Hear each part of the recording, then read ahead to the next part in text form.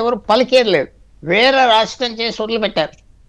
మాకు ఇప్పుడు ఏమంటున్నారు వాళ్ళు, లడాఖీ మేము వేరే, మా జాతి వేరే, టిబెటన్స్ వాళ్ళని ఎవరు, వాళ్ళు ఇంటర్నేషనల్ బోర్డర్స్ ఎవరి, చైనా పాకిస్తాన్ వాళ్ళు సరిహద్దులు. అది 100 సంవత్సరాల వరకు ఆ క్యాన్సర్ పుండు పోదు చేసింది ఈ యువకర్తులు, జీనియసెస్. అది జ్ఞాపకం పెట్టుకోవాలి. 100 సంవత్సరాలు అలాగా పెంచుతారు. అది మాకు వేరే దేశం కావాలి, మేము వేరే జాతి, పూర్వం మేము టిబెట్లో ఉండేవాళ్ళం, అది చైనా ఎంకరేజ్ చేస్తుంది, పాకిస్తాన్ ఎంకరేజ్ చేస్తుంది, పాకిస్తాన్ దారిస్తామంటుంది. లడాఖ్కి సంబంధించి తెలియక చేసిన తప్పులు ఇది ఫస్ట్ ఇది చెప్దాం. సోనం వాంగ్చుక్ ఎవరు, ఇలాంటి వాళ్ళు బోల్డ్ మంది బయలుదేరతారు, బోల్డ్ మంది. అందువల్ల ఇది అప్పుడే వెళ్ళే పుండు కాదు, అలాగుంటుంది. 100 సంవత్సరాలు 200 సంవత్సరాలు భగవంతుడే సరిగా జ్ఞాపకం పెట్టుకోండి. చేసిన తప్పది 2019లో వేరే రాష్ట్రం లడాఖ్ చేయటం. 60% ఏరియా తెలంగాణకి, 2 లక్షలు 3 లక్షల జనం. సరే, ఒకళ్ళు మీరు అడిగింది మెయిన్ థింగ్ ఏప్రిల్, అదే తులసిరెడ్డి గారు, ప్రకాష్ రెడ్డి గారు మాట్లాడినంత విన్నా, అప్రిషియేటెడ్.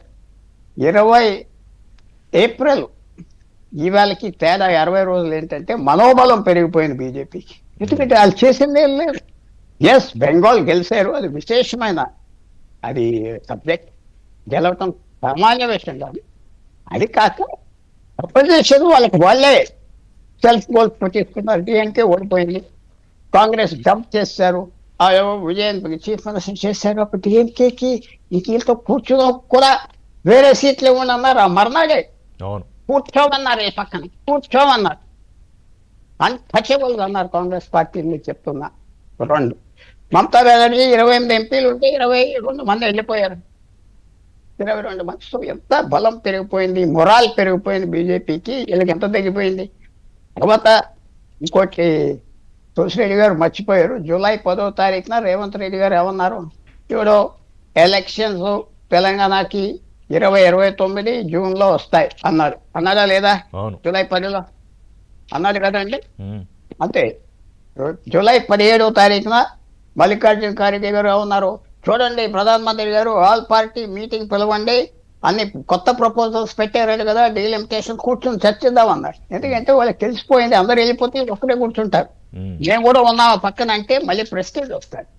లేదా అనుకుంటున్నా కాంగ్రెస్ పార్టీ కూడా సపోర్ట్ చేస్తారు, లేకపోతే యాక్సెప్ట్ అవుతారు కాంగ్రెస్ పార్టీ కూడా. నిన్న వచ్చిన అది స్పెక్యులేషన్ కాదా, నిన్నంతా కొంచెం నడిచింది కదా.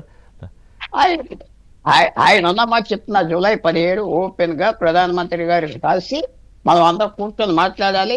రివైజ్డ్ ప్రపోజల్స్ పెట్టారంట కదా, మాకు చెప్పండి. దాని అర్థం ఏంటి?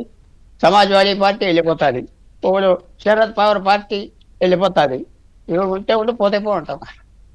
అందరూ నేను అనుకుంటున్నా వాళ్ళు అబ్స్టైన్ అవుతారు కాంగ్రెస్ పార్టీ, లేకపోతే మేము సపోర్ట్ చేస్తాం, మా వాళ్ళే మా అపోజిషన్ అంతా యునైటెడ్ గా ఉన్నారని చెప్పుకోవటానికి కరెక్ట్ గా ఆలోచనలు చేస్తారు. సో డీలిమిటేషన్ పాస్ అయిపోతుంది.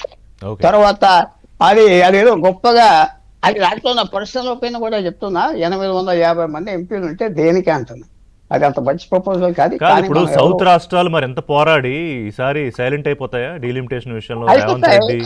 మొరాల్ పోయింది కదా, మొరాల్. డిఎంకే ఓడిపోయినా డిఎంకే అక్కడ తమిళనాడులో ఇటు అటు చేసి వాళ్ళు పొలిటికల్ గా పార్లమెంటరీ డెమోక్రసీలో తప్పేం లేదు. 2 పార్టీలు కలిసి గవర్నమెంట్ ఫామ్ చేయటం, అందుకనే కాన్స్టిట్యూషన్ అలా పెట్టారు. అందుకనే ఫిక్స్ టర్మ్ లేదు, 5 సంవత్సరాలు స్వేరింగ్ అని అవును కూడా 5 సంవత్సరాలు ఉంటాడని లేదు.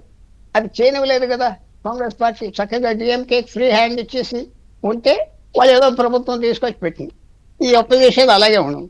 ఎప్పుడైతే చితికిపోయి చీలిపోయి అక్కడ ప్రభుత్వం ఎగిరిపోయిందో, డిఎంకే ప్రభుత్వం కొత్త ప్రభుత్వం వచ్చిందో, నాన్ ద్రవిడియన్ అనుకోండి, అది మొరాల్ పోయింది. ఇక్కడ ఎవరు నమ్ముకున్నా మనం ముంచేస్తారని వచ్చింది. ఒకటి రుచి గారు, మీరు నాకు సాయం చేసినా చేయకపోయినా, ఒకటి బిట్రేయల్ అనేది చాలా కష్టం కదా. బిట్రేయల్ అయిపోయాక పాలిటిక్స్ లో చాలా పేమెంట్ ఉంటుంది, దాన్ని మైండ్ లో పెట్టుకుంటారు అందరూ. పాలిటిక్స్ లో ప్రత్యేకంగా పాలిటిక్స్ లో మాట అంటే వాల్యూ ఇస్తారు పాలిటీషియన్స్. ఒక మాట ఇచ్చారంటే రహస్యంగానే చేస్తారు. అందువల్ల మొరాల్ పెరిగిపోయింది బీజేపీ. తర్వాత ఒపోజ్ చేసిన ఉపయోగం ఏంటి? పాస్ అయిపోతుందేమో. మనం యూపీకి మీరు అన్నట్టుగా అఖిలేష్ యాదవ్ కూడా ఏదో పోతే మనకి 40 ఎంపీలు వస్తున్నారు కదా, వాళ్ళకి నష్టమే లేదు కదా, పైగా వాళ్ళకి లాభమే జరుగుతుంది. సౌత్కి తీరం నష్టం. నా వ్యూలో 800 మంది 50 ఎంపీలు, ఇంకో 3000 ఎమ్మెల్యేలు వస్తే దేనికి? వాళ్ళు వాల్యూ పోతారు. వాల్యూ ఎంపీలకి 17 మంది తెలంగాణలో ఉన్నారు. అదే 40 మంది అయిపోగానే వాళ్ళకి ఏముంటుంది?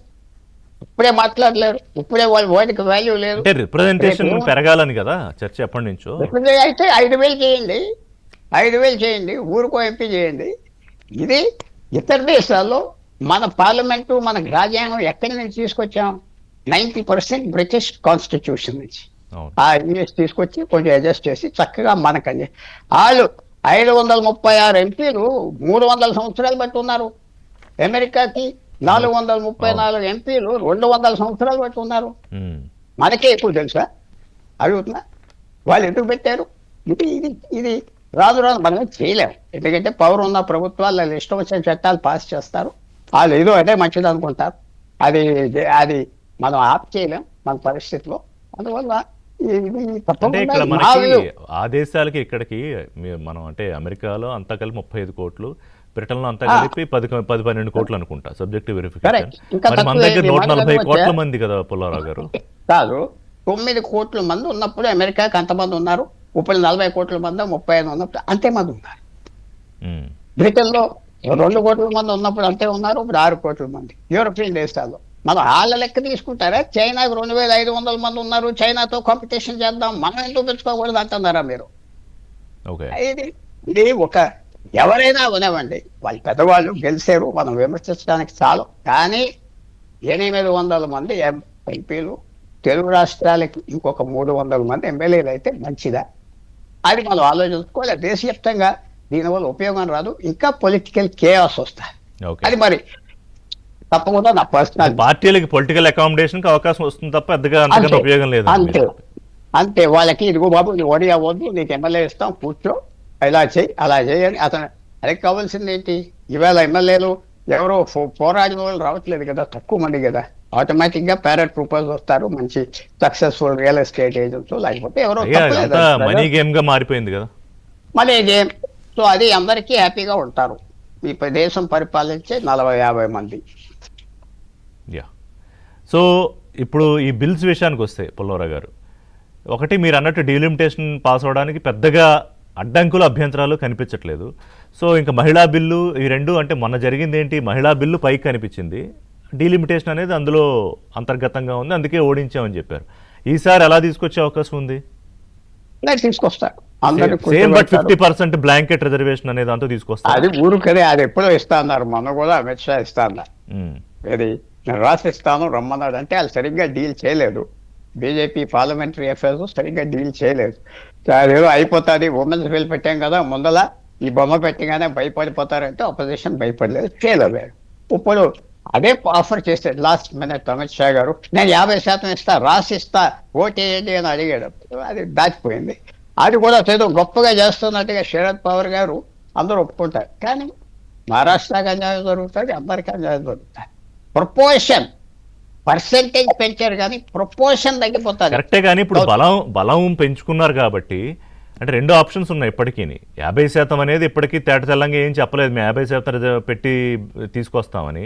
జనాభా లెక్కల ప్రకారమే తీసుకొస్తే, 2011 జనాభా లెక్కల ప్రకారమే తీసుకొస్తే అది చేయదు. 50% ఒప్పుకుంటారు. ఎందుకంటే ఏప్రిల్లో బిల్లు ఓడిపోయినప్పుడు ఇది మళ్ళీ ఈ పార్లమెంట్లో పాస్ అవ్వదు అది ఒక వ్యూహంకి వచ్చారు. ఏప్రిల్ 4వ తేదీ, ఆ మే 4వ తేదీ ఎలక్షన్ జరిగినప్పుడు ఓడిపోయాక బెంగాల్లో, తమిళనాడులో మార్పులు వచ్చాక అప్పుడు పొజిషన్ మారిపోయింది. బట్ అప్పటికి ఇప్పటికి బలం పెరిగింది కదా. బలం పెంచుకున్నారు. బలమే కాదు, దాంట్లో పెరిగింది మొరాల్ పెరిగిపోయింది కదా. ఇప్పుడు స్టాలిన్, మమతా బెనర్జీ లాంటి లీడర్స్ 50 సంవత్సరాలు రాజకీయంలో ఉన్న వాళ్ళకి పూర్తిగా ఫెయిల్ అయిపోయింది కదా, మొరాల్ పోయింది కదా, క్రైసిస్ లోకి నెట్టేశారు. అయిపోయింది. స్టాలిన్ మోహన్ చూపెట్టుకోలేకపోతున్నాడు పాపం, పెద్ద మనిషి. మా ఎవరు మమతా బెనర్జీ అన్ని కేకలేసి. కానీ ఒకటి మాత్రం చెప్తున్నా, వాళ్ళిద్దరూ గెలుస్తుంటే, చీఫ్ మినిస్టర్స్ అవుంటే ఈ ప్రభుత్వం పార్లమెంట్ మళ్ళీ ఎప్పుడు 1 full day పని చేయకుండా అయిపోతుంది. అది రియల్ ఛాలెంజ్ అయ్యి ఉండేది బహుశా ఎన్డీఏకి. అదే ఇప్పుడు ఈ విషయాలన్నీ ఎప్పుడైతే మనోబలం పోయిందో ఎవరికైనా ఫ్యామిలీ అవనే, వ్యక్తి అవనే, రాజకీయ పార్టీ అవనే కష్టం ఫేస్ చేయడానికి.